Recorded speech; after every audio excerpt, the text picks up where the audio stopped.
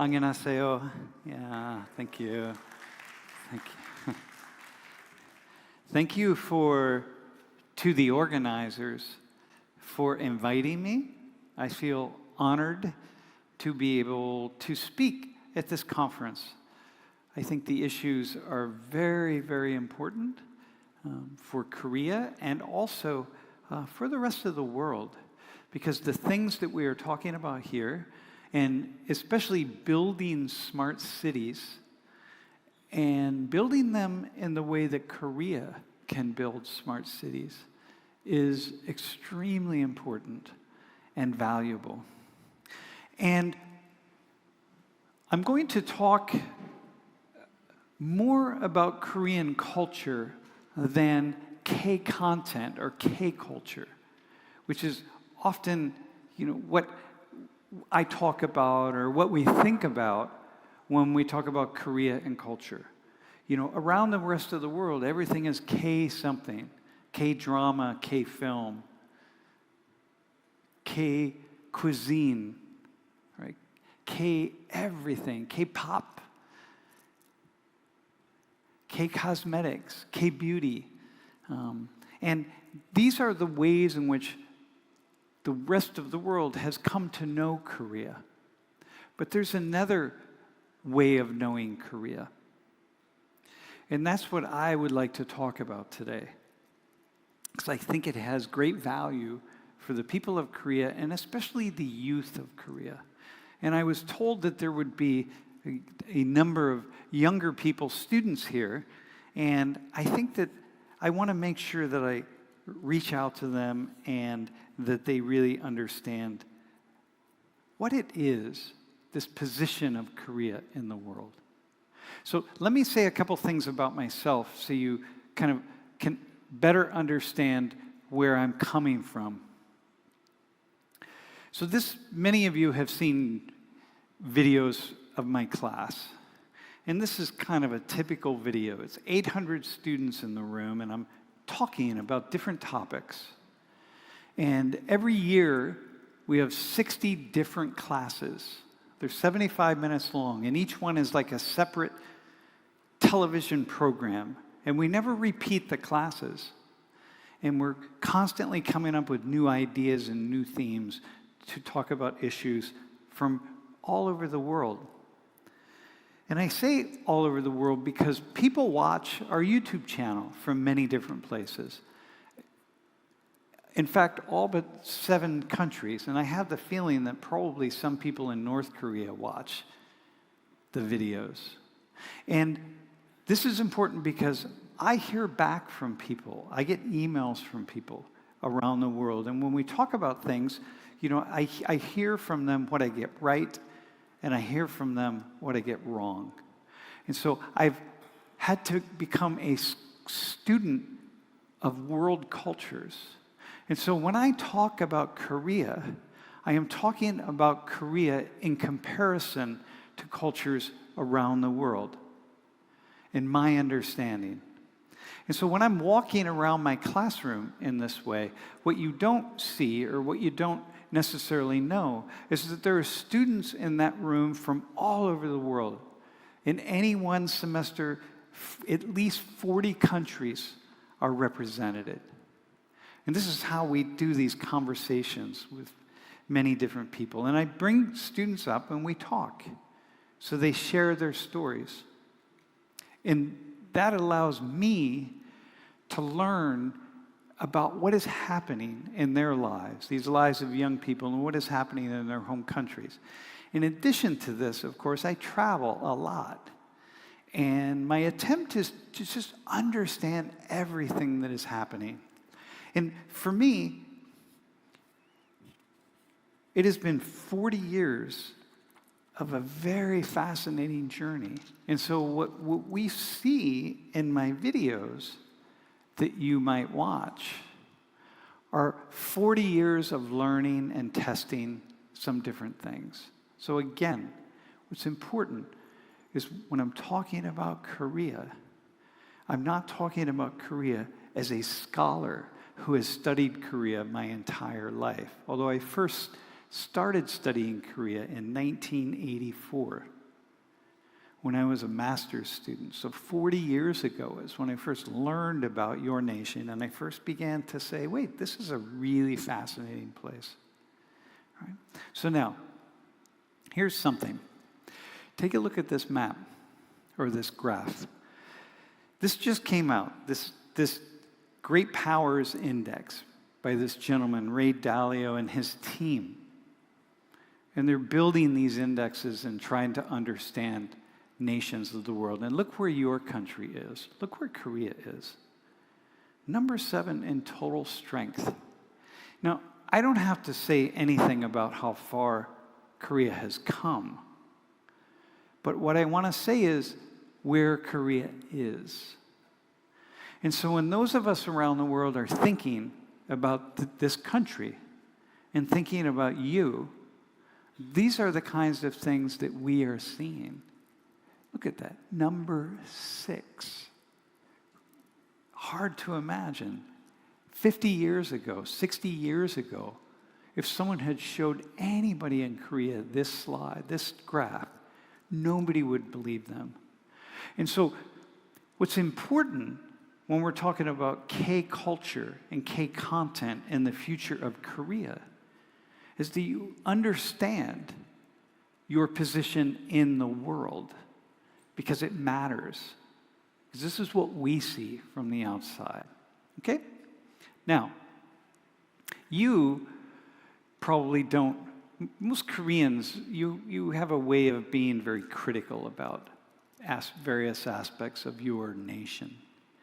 But the truth is, in all of these ways of housing, education, working with people with disabilities, social wellness, inequality, the environment, transportation, healthcare, crime and safety, you're really leading the world. And if not leading the world, you are among the leaders of the world. When I say leading, I don't mean the top nation. I mean among the top leaders, societies that are really finding ways to deal with these issues. Okay? And I'm going to tell you or discuss how I see this emerging out of Korean culture. So I'm going to walk you through some things to help you understand. And what I'm going to do is put a mirror up to you. Because this is what we do, right? We all need outsiders to come in and say some things about who we are. That we don't understand our families as well as our neighbors understand their families. We often don't understand our own children as well as other people understand our children. This morning I was speaking and I said, it's like, fish and water. That fish don't understand what water is because they just live in it.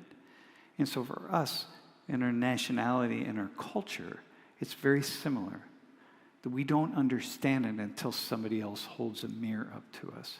So think about that. Let me show you some pieces, some scenes from our culture. Look at one of these things, housing, the first one on the list, okay? This is Laguna Beach in California. These are homeless people. The United States is the most powerful nation in the world. We have more resources than any nation in the world. These are homeless encampments. And every city, every urban and metropolitan area in the United States has a homelessness problem. Too many homeless people. We don't know what to do. And when you think about something like Laguna Beach, this is a special beach in California that historically has been such a beautiful, important place. And this is Laguna Beach. This is in Washington, D.C., 2 blocks from the White House. These are homeless people living in a park 2 blocks from the White House. And every park in Washington, D.C. is filled with homeless people. Tents, people who don't have tents, but people who are trying to survive, people who are begging, people who are asking for food, people who are asking for anything. This is a neighborhood near me in Philadelphia. People live in that neighborhood. That house you see right there, they don't live in that one, but they live in all of the other ones. And every urban area in the United States has housing like this, okay? Here are people lining up at a food bank, waiting for food, showing up with their families because they don't have enough food to eat. In every urban city and rural area in the United States has food banks. And at least once a week, when they distribute food, the lineup of people can go many, many blocks. Could be hundreds of people, could be thousands of people. This is the United States, okay? This is also in Philadelphia. These are addicts. These are people who are drug addicts. The street is 1 kilometer long, and the entire street looks like this. And the police don't do anything, and nobody can do anything. This is just how it is. This is a gentleman who might be dead. It's possible that he has died from a drug overdose on the streets. And people will walk around him. I was in LA 2 years ago with my nephew, and we walked around many people like this with needles in their arms. Yeah. This is a world, okay? So now, what about Korea? What about Seoul? And what about Korean culture? Because I know many of you, probably all of you, are saying, yeah, but we have these problems here too. You know, Korea has these problems. And I think, do you really have these problems? Or do you have some other variation of the problem? So, you know, here, Korea, you like to protest. You are a protesting nation. You know, making demands of your government, making demands of your businesses. You know, you protest. And this is a protest. You know, I was reading an article and somebody said, you know, protesting here, I like protests. I like going to protests. It's like going to a baseball game.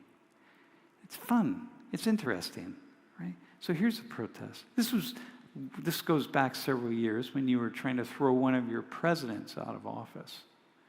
And look at that. It's very organized. It's nice. It's fun.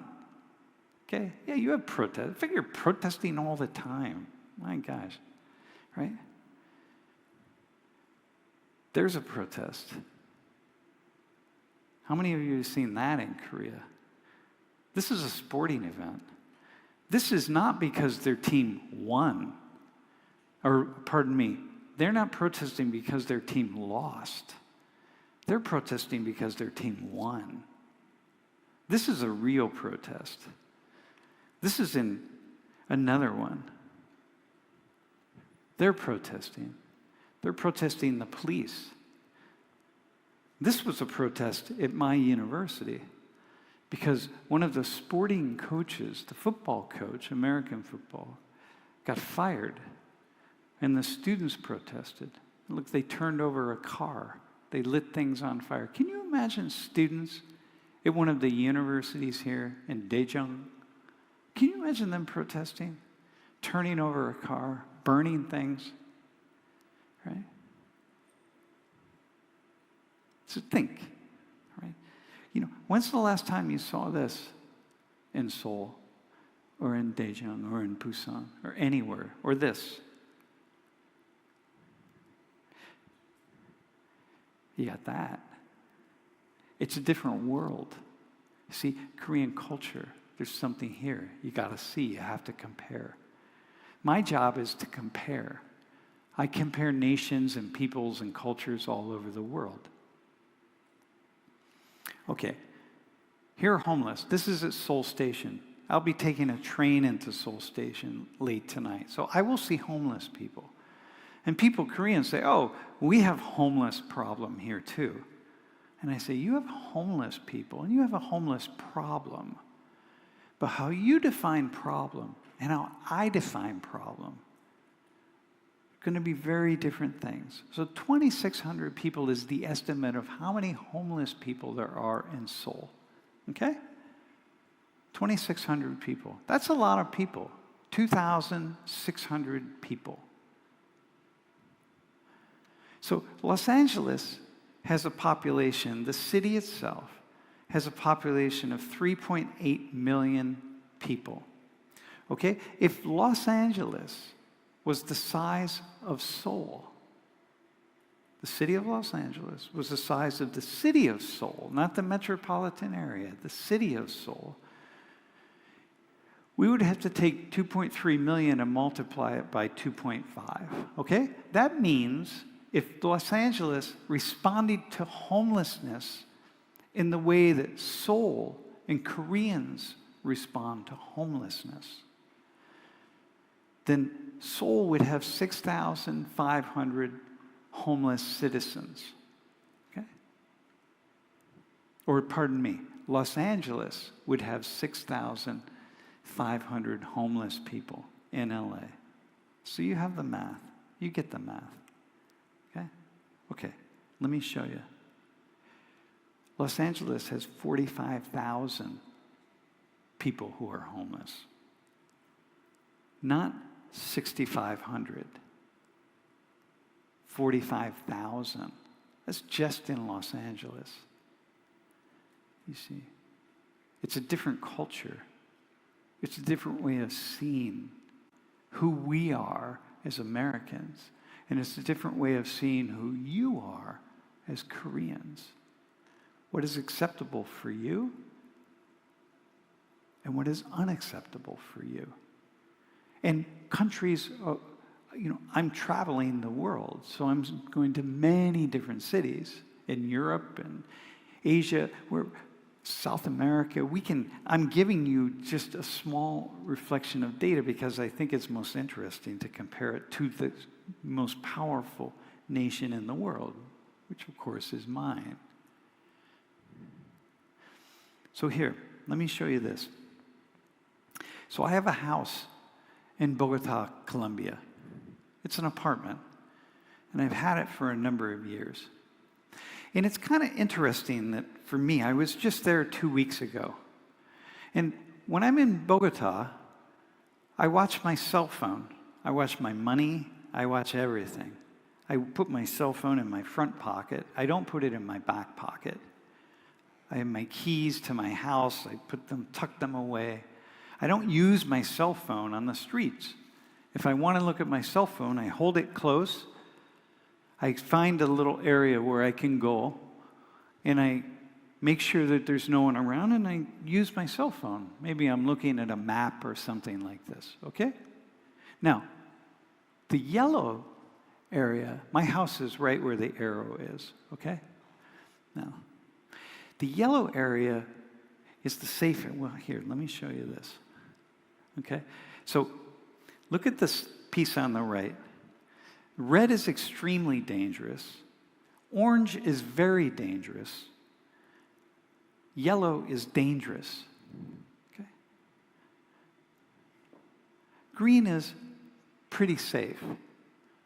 Hold on to your cell phone, but it's like you're safer there. Look at Bogota, Colombia. Right? Think about Seoul. There's not a single red area. There's not a single orange area. There's not a single yellow area in Seoul. Maybe there's a couple streets. Maybe there's a few streets together in Seoul, here in Daejeon, right? Maybe there's a street that you would say, hey, Sam, don't walk down that street late at night. Maybe it might not be a good idea. Maybe someone would harass you. Okay. Extremely dangerous. Look. Look at half the city. Half the city. And I want to remind you, the green areas are not safe. You wouldn't go out at night in the green areas by yourself without watching where you're making sure that everything was okay. And these are cities all over South America, right? In many areas around Europe, and certainly the United States. And there's Korea. I didn't even bother. I didn't worry about, by the way, this is a map of different crime levels in Korea. I mean in Seoul, pardon me. It's safe. It's a safe city. I never think about this. Culture, K-culture, right? This is Korean culture. So you want to understand what this is. And when we are on the outside looking at your nation and your culture and who you are and what you are, these are the kinds of things we see. When we think of the future of Korea, right? The future of Korea are all of these things. So this is I think, a really interesting set of numbers. So Korea, on average, you have about 10 gun homicides, people who are killed from gun violence every year, on average. Okay? Korea is 1/6 the size of the United States. So you have to multiply the population by 6 to say, okay, if this were the United States, what would it be? So if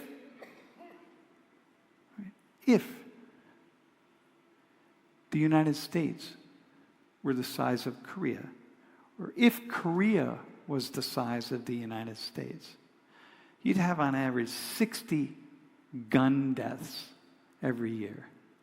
60. Okay. That would seem like a lot. Maybe would seem like a lot. I don't know. I guess it's a lot. Every human being who dies a violent death is a life that is taken. And so, 60 people. So if you had a population of 330 million, like the United States, you would have 60 deaths by homicide. Okay? We have that every 24 hours. That's the culture of Korea. You see, when we're on the outside looking in at you and who you are, this is also what we see.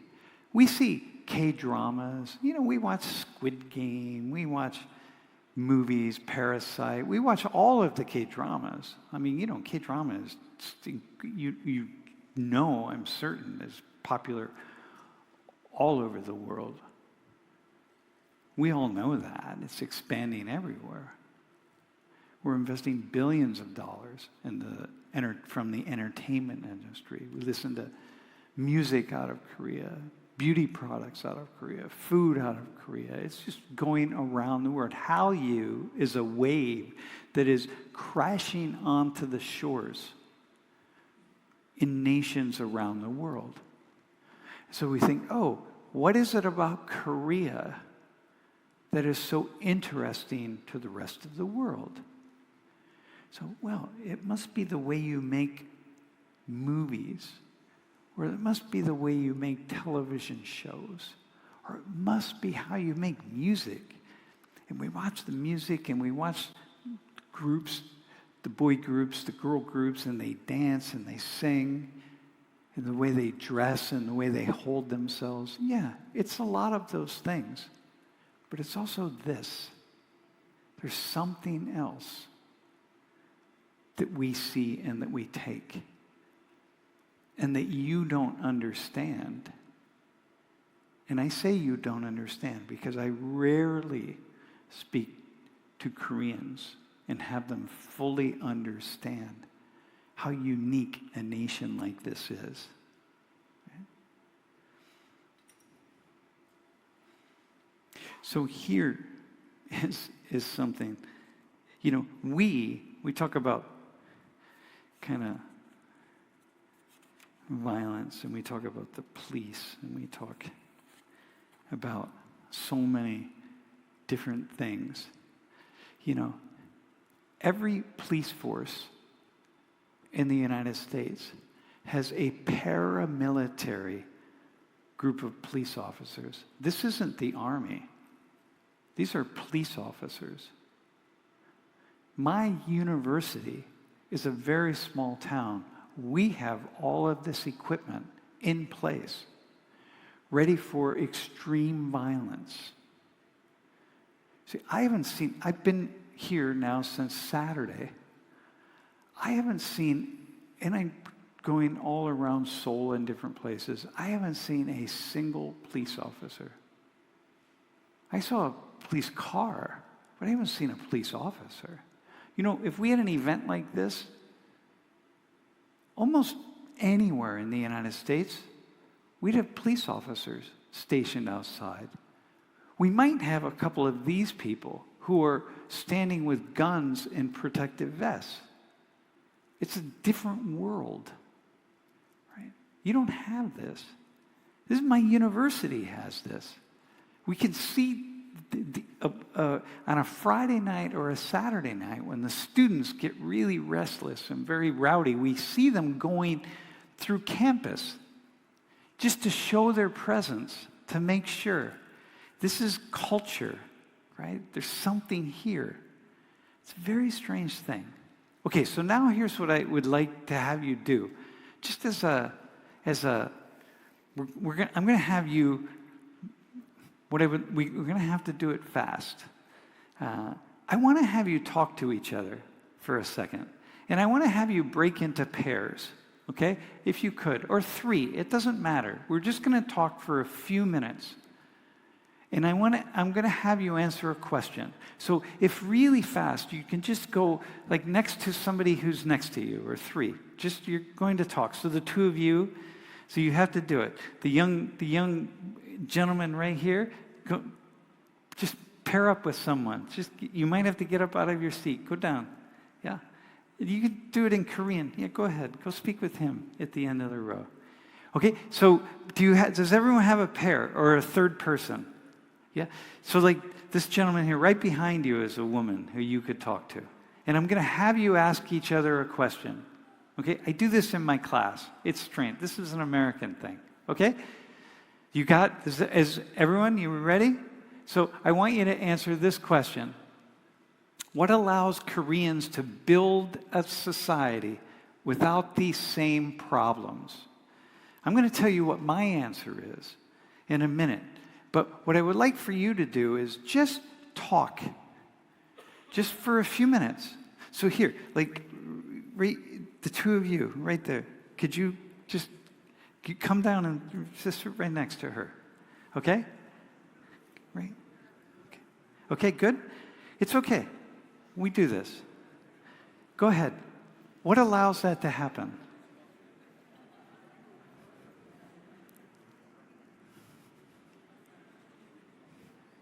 We're just going to take a couple minutes. What allows Koreans to build a society without these same social problems?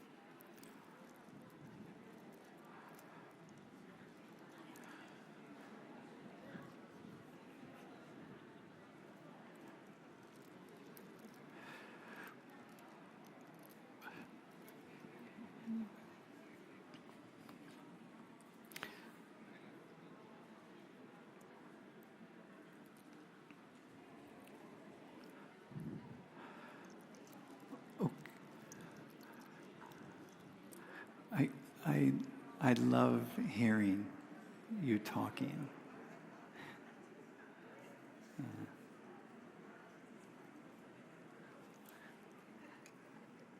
Okay. I want to make sure we have time for Q&A. Thanks for doing that. It's a valuable question to ask. So I'm going to give you a couple answers that I have.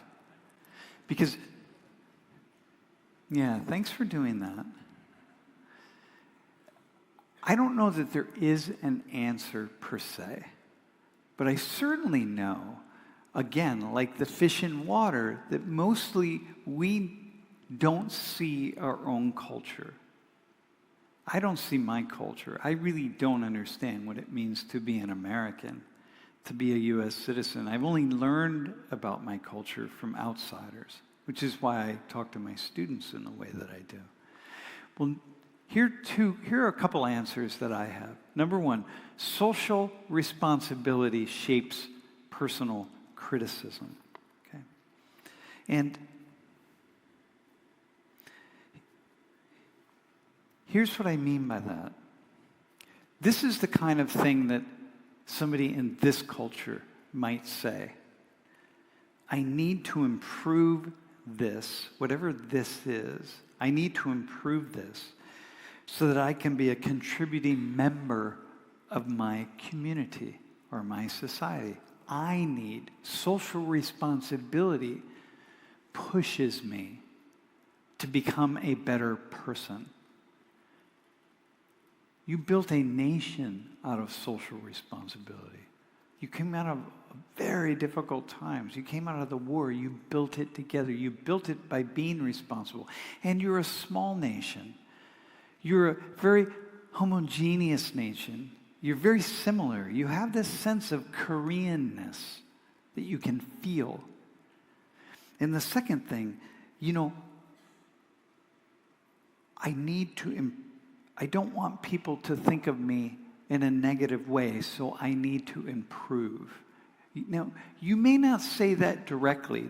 That may not be the literal words, but they're ideas that sit in the back of the consciousness of people in this nation that motivates people to take responsibility.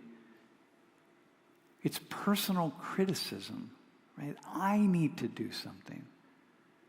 In the West, in a more individualist-oriented culture, it really is about us.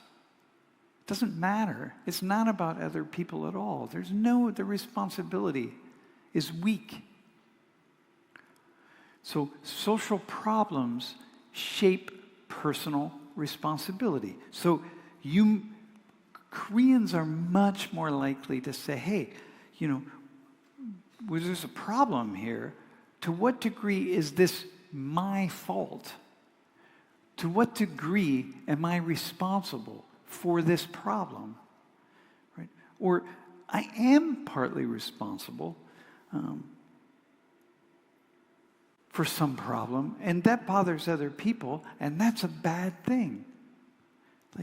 It's a bad thing. Don't bother other people, because other people are part of the community that hold up my life, that it matters. So homelessness it's our problem. I hear Koreans talk about our problem. In nations in the West, homelessness is a problem, but it's not my problem. It's not our problem. It's not everybody's problem. It's a problem. The government should fix it. Someone should do something. Here, I hear people talk about our problems. Social problems shape personal responsibility. What can I do to ensure that this problem goes away? What can I do? What role do I have? Right?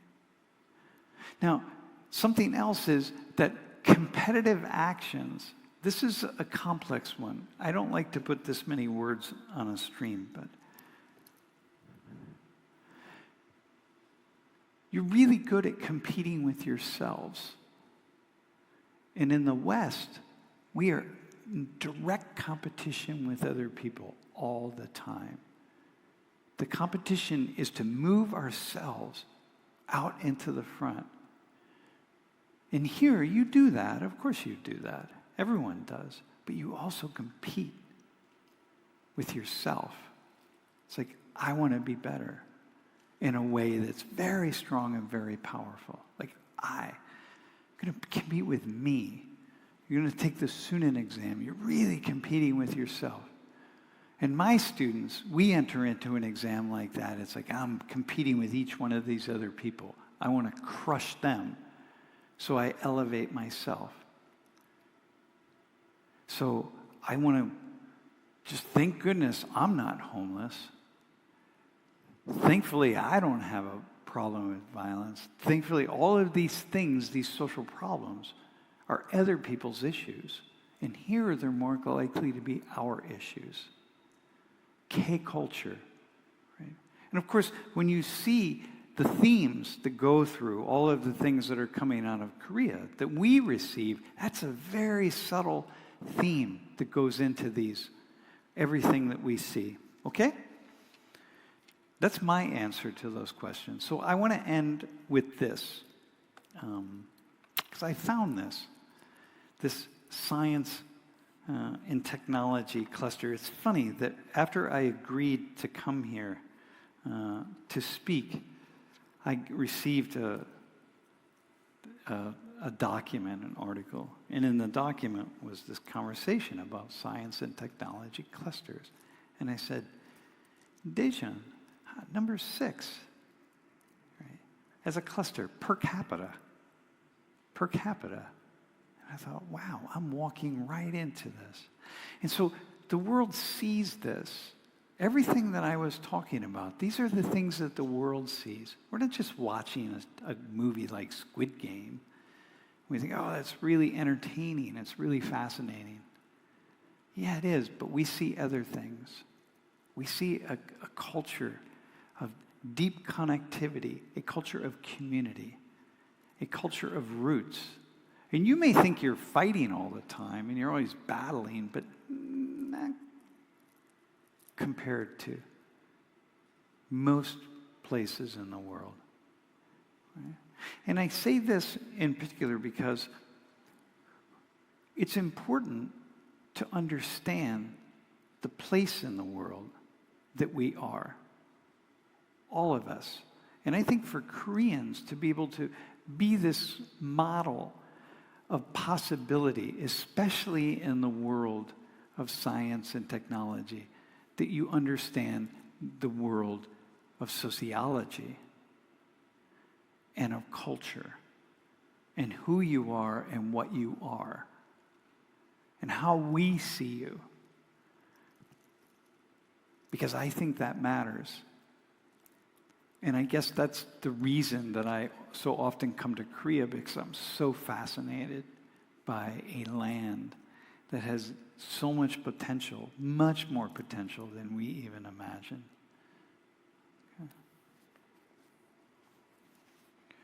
Okay. 감사합니다. Thank you. Yeah. Thank you very much for those thought-provoking presentation. 어항에 사는 물고기는 물을 의식하지 못한다는 말이 매우 인상적이었는데요. 우리 민족의 공동체 중심 사고와 또 그에 따른 고유 강점과 또 본질을 다시 한번 상기시켜 주셔서 매우 신선했고 또 고맙습니다. 자, 그럼 Q&A 진행하도록 하겠습니다. We'll now proceed on with the Q&A. 네, 현장에서 질문 받도록 하겠습니다. 네, 마이크 앞분부터 전달해 준 다음에 저희 두 번째 질문 받도록 하겠습니다. 세 번째 줄 분 다시 한번 손 들어 주시겠어요? 네, 고맙습니다. 네, 굉장히 좋은 강연. 어떻게 보면 국내에서 대한민국 국민은 잘 못 볼 수 있는 부분을 어떻게 보면 객관적으로 잘 보셨다고 생각이 되는데, 제 개인적인 생각으로는 우리 선생님께서는 사회적인 여러 가지 면들, 경찰 동원이라든지 권총 자살, 홈리스들, 그러한 어떤 단편적인 문제, 단면적인 측면을 어떤 미국과의 인구 비례라든지 그런 비례 관계로다가 단순 비교를 했는데, 저는 물론 그것도 양적인 비교도 중요하지만 좀 더 질적인 부분, 저는 거기에는 어떤 굉장히 선생님이 얘기했던 문화적인 것들이 크게 작동하지만 그 문화를 형성하게 되는 역사성, 그런 것들도 굉장히 중요하다고 생각이 되고, 또 한 가지 어떻게 보면 맨 나중에 미국 서구 사회에 다민족 국가하고 저희 나라는 사실상 최근에 들어서는 동남아에서 많은 이제 그 이민자들이 들어오고 있지만 그런 아주 헤테로지니어스한 서구 사회가 또 갖는 장점이 있고 또 저희 나라가 갖는 또 장점과 단점이 있는데, 어떻게 보면 선생님은 너무 우리 K 컬처에 대한 좀 어떤 파지티브한 그런 부분들만 좀 이렇게 부각시켜서 이렇게 발표를 하신 것 같은데, 지금 조금 더 아쉽다면은 그러한 다민족 국가 미국이 안고 있는 문제점, 단점, 장점, 또 우리나라가 가지고 있는 장점, 단점, 이런 것들을 좀 더 이렇게 좀 그런 식으로 좀 이렇게 비교를 했었으면 또 우리가 앞으로 대한민국이 지금은 잘해가고 있지만 앞으로 우리가 더 잘해 가기 위해서, 즉 안고 있는 단점을 어떻게 극복해야 되는지 한 가지 더 이렇게 좀 이렇게 바람직한 방향까지 제시가 될 수 있는 그런 건데 좀 약간 아쉽다는 생각을 했습니다.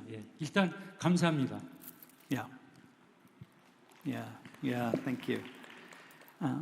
So, one thing that I think is important is that one of the reasons that I talked about the things in the way that I do, because people need to understand what's realistic about the problems that they face. Nations do, you know. If we don't really understand the nature of a problem or the scope of the problem, we're not going to be able to fix it, you know. So here, for example, when you say, "Oh, we have a big problem with homelessness," and I say, no, you don't have a big problem with homelessness. You actually have a very small problem with homelessness. So you can fix it, address it. But sometimes when we miss understanding the cause, the largeness of the problem or the scope of the problem, we're not able to come up with a solution to solve it. So that's one thing I want to say. But Korea is going to be more multicultural in the future. You're getting more and more immigrants, okay? And as your birth rate continues to decline, you're going to get more immigrants. It turns out that most of the countries that are going to send most of the immigrants to Korea have cultures that are more similar to Korean culture, than, say, would be the case in the United States. We are getting immigrants from all over the world in very, very different cultures, and there's a lot of clashing of those cultures. And it turns out that here, the good news is, yeah, you will get many more immigrants, but the immigrants are going to have similar DNA to Korean culture. But here's the thing that Koreans need to do. You have to be willing and able to see the immigrants as possibly being Korean. Since the origins of Korea, Korea is filled with Koreans. I can't be a Korean. I can come to Korea, but I can't be a Korean. You won't see me as a Korean. If I were speaking fluent Korean and I was living as a Korean, it would still be difficult for most of you to truly see me as a Korean. I'd still be a foreigner. We in the United States have dealt with multiculturalism to such a degree that you can come to the United States and it is much easier to see you as an American, and certainly your children as Americans. They might look Korean, but if they grow up, if they go to school with my children, they're going to be American, and I can see them as Americans. But here, that would be much more difficult because of your history. And so what needs to happen in Korea is that in all of these different ways, you have to be willing to see outsiders as being capable of being Korean. They may not look Korean, they may not seem Korean, but they can be Korean. And if you keep them as outsiders, then they will always be outsiders, and they will they will weaken Korean culture because you are going to have to adapt to them. If you don't let them be Korean, they will bring their culture here, and they will keep their culture, and they will never become part of Korean society. And why would they? So this is going to be a difficult thing to do. We've been dealing with it for 200 years. This is a new thing. Yeah. So that's one message that I think has value. Okay. How about somebody else? 네, 두 번째로 마이크 전달드린 분. 네, 교수님 대전에 사는 주부 황혜숙입니다. 교수님 강의 들으려고 회사도 연가 내고 왔습니다. 그래서 교수님의 빅팬인데요. 그리고 또 이렇게 항상 한국을 좋게 얘기해 주시니까 저희 자존감이 이렇게 많이 채워지는 그런 시간이었습니다. 너무 감사드리는데, 근데 빛이 강하면 어둠이 있듯이 물론 한국은 우리라는 문화가 있죠. 그렇지만 그것 때문에 타인을 너무 많이 의식하고 체면 때문에 하고 싶은 걸 많이 못하는 그러니까 자신의 소신 발언도 할 수 없는 그런 조직 문화의 어두운 면도 분명히 있습니다. 그래서 저는 아이들을 키우는 엄마로서 과연 이 밸런스가 필요하다고 생각하는데요. 물론 단체로서 한 국민으로서 혹은 내가 한 집안의 누구로서도 필요하지만 개인의 나로서도 행복감이 필요하다고 생각하거든요. 그래서 지금 젊은이들은 사실 우리나라가 이렇게 안전하게 평화롭게 사는 나라지만 행복하지 않습니다. 왜냐하면 타인과 비교했을 때 나는 이만큼 갔어야 되고, 또 아까 말씀하신 대로 자기 자신과의 싸움에서 나는 그걸 더 극복해서 더 높은 데로 가야 하기 때문에 젊은이들이 굉장한 부담과 경쟁 속에서 불행해하고 있거든요. 사회는 안정적이지만, 그러니까 제가 자녀들을 어떻게 키우면 좋을지 조금 조언을 해주시면 좋겠고, 두 번째 질문은 아까 홈리스 문제를 볼 때 미국이나 뭐 서양은 이거 우리의 문제로 생각 안 한다. 이거 너 문제고 네가 잘못 살았던 거고 또 혹은 내 문제 아니다 이렇게 생각한다는데, 막상 살아보면 그 아름다운 빛이가 그렇게 힘들어지잖아요. 일상에 나한테 이렇게 불편함을 주는데 서양 사람들은 왜 그걸 우리의 문제라고 생각하지 않을까요? 저는 그게 좀 궁금해요. 우리는 당연히 누군가가 아프고 힘들면 우리의 문제다. 그 사람을 도와줘야 된다. 그리고 그 사람들이 이 기본적인 인간의 삶을 못 누리면 결국 그들이 범죄자나 이런 것들로 와서 사회적인 악영향은 돌고 돌아 나한테 온다. 이런 생각을 하거든요. 근데 그게 뭐 한국 사람이 특별히 똑똑하거나 사회적으로 지능이 높아서가 아니라 누구나 기본적으로 생각할 수 있는 것인데, 서양에서는 그렇게 안 한다라고 단순하게 말씀을 하시니 조금 저는 의문이 듭니다. 그 부분에 대해 설명 부탁드리겠습니다. Yeah, thank you for your comment. So I want to return to a slide here. I want to remember the slide that I showed with the person lying on the street. This happened to be a person in Los Angeles and who may have been dead when the photo was taken, okay? So I want to ask you, in Korea, if somebody was laying on the sidewalk outside of the convention center, how long would they be laying on the sidewalk before someone would come along and do something? How many seconds or minutes? In here, this person was laying on the sidewalk. It could have been for hours, right? And I just thought of that when you were talking. So here, let me say something about numbers. Yeah, there's the slide. That's like, wow, man. Imagine, you wouldn't accept that. That would be unacceptable because that's not the nation that you have. You don't want that nation, nor do I. But it just becomes acceptable because of the nature of the culture that I live in and that many other people live in nations around the world. Okay? So here, first, people say, you know, the suicide rate among young people is so high in Korea. It's one of the highest in the world. Well, yeah, but it's not that high. I study suicide, and I say, well, what we look at is how many people per 100,000 commit suicide. It's still not very much. So Korea leads the world because it's, 10.9 out of 100,000 young people.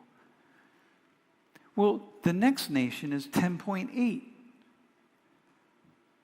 10.7, 10.6 out of 100,000. But what you have here is Koreans saying, we lead the world in young people who are committing suicide.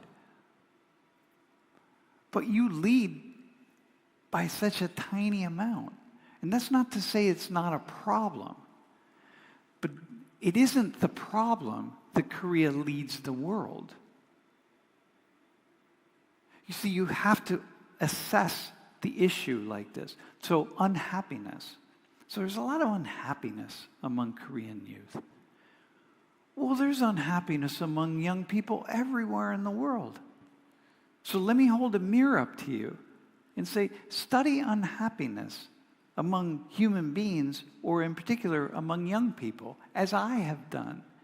It's like, yeah, Korean young people are a little bit more unhappy. They're more stressed in school, in part because parents are putting unnecessary stress on them to get into some certain university or whatever it would be. But young people are unhappy everywhere.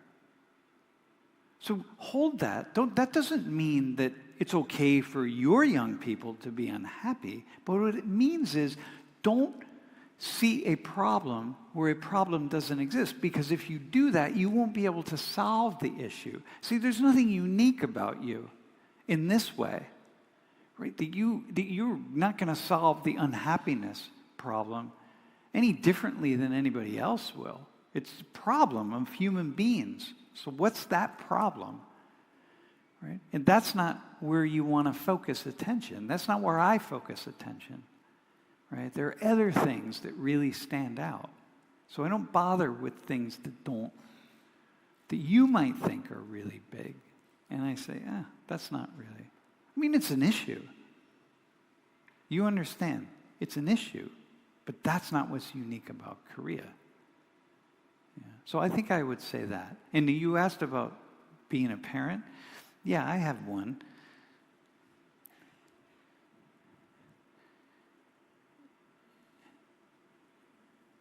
Stop being afraid.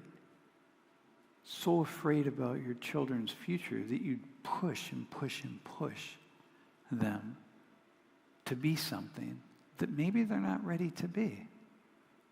Korea's a really, really, really special place. Just live it. Live it. Appreciate it. Your children should be the ones giving this talk that I'm giving. They should come to my class and say, wow, I come from this nation. I give them the microphone and they talk to my class and say, you should hear these things about my country, But they don't do that because they come feeling somehow that they should be better or the nation should be better or something. It's like, don't do that. The world doesn't need you to do that. The world needs you to uplift this nation, to see all of the things that are possible, because we need to see it and we need to follow. Yeah. You have something. Okay. 네, 마지막 질문 받도록 하겠습니다. 네, 마지막 분 맨 뒤에 계신 분 먼저 손 들어주셨는데 마이크 전달 부탁드리겠습니다.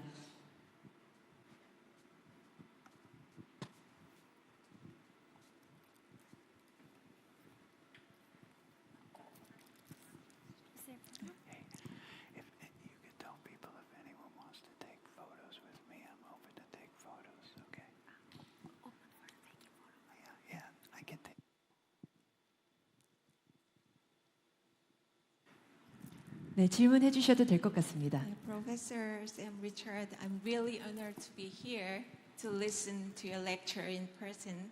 As I already talked to you before the lecture, I understand that you see the Korean culture as very special, and then your understanding about Korean culture very special is very reasonable, and I accept and I respect your opinion.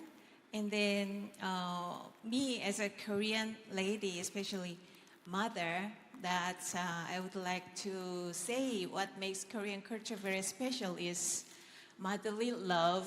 Of course, the other country like America or the other countries all have a special mother of love for the children, but I think the Korean mother's love is very, very special, and then they are ready to sacrifice themselves for the children, will do everything for the children.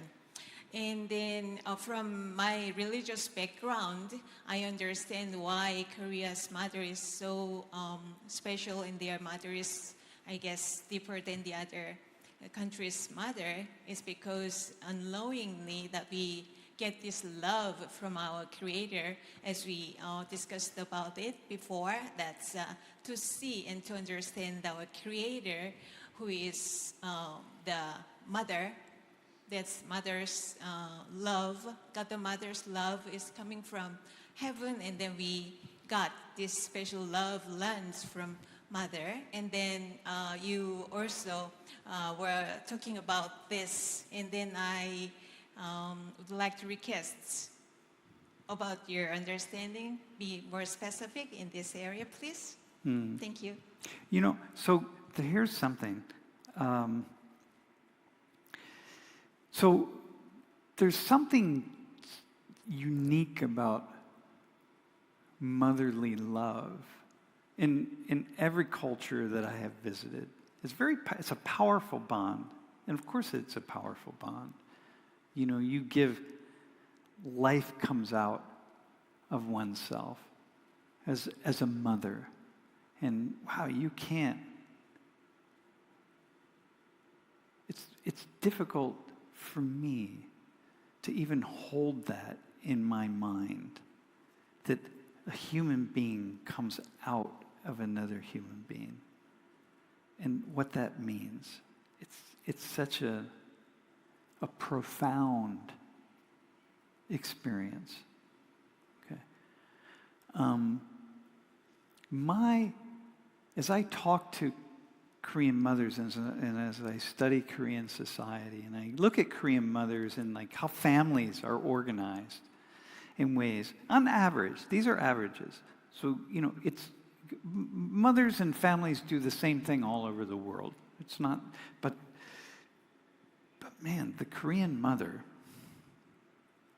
I never say anything negative about Korean mothers, because the Korean mother, the image or the reputation or something is so powerful, and it's recognized. Other people, you know, not just Koreans say it, but other people who are aware of Korea and Korean families say that.